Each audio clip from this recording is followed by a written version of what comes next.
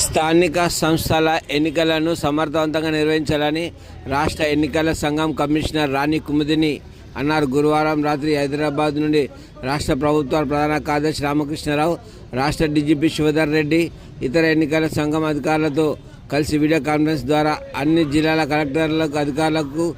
కలెక్టర్లు, పోలీస్ ఉన్నతాధికారులు, అదనపు కలెక్టర్లు, పంచాయతీ అధికారులతో సర్పంచ్, వార్డు సభ్యుల ఎన్నికల నిర్వహణ, ఓటర్ జాబితా అభ్యంతరాలు, పోలింగ్ కేంద్రాలు, రిజర్వేషన్ ప్రక్రియ, శాంతి భద్రత అంశాల సమావేశం నిర్వహించారు.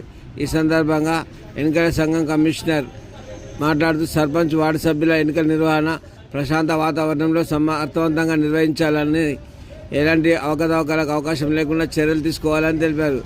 ఎన్నికలను 3 విడతల్లో నిర్వహించేందుకు అవసరమైన కార్యాచరణ రూపొందించాలని తెలిపారు.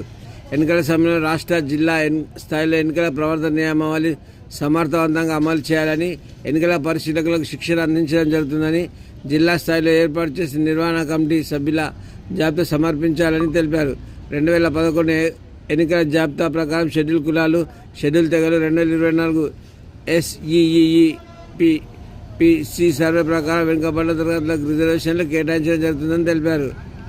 జిల్లా ఎన్నికల అధికారి రావురాజు మాట్లాడుతూ జిల్లాల గ్రామ పంచాయతీలో వార్డు సభ్యుల స్థాన ఎన్నికల నిర్వహణ కోసం రాష్ట్ర ఎన్నికల సంఘం ఆదేశాల ప్రకారం ఏర్పాటు చేయడం జరుగుతుందని తెలిపారు. నిబంధనల ప్రకారం రిజర్వేషన్ ప్రక్రియ చేపడతామని, స్థానిక సంస్థల ఎన్నికల నిర్వహణకు అవసరమైన సిబ్బంది, ఎన్నికల సామగ్రి సమకూర్చుకునేందుకు చర్యలు తీసుకుంటామని తెలిపారు. రాష్ట్ర ఎన్నికల కమిషన్ నిబంధనల ప్రకారం జిల్లాల ఎన్నికలను ప్రశాంతంగా నిర్వహించేందుకు చర్యలు తీసుకుంటామని తెలిపారు.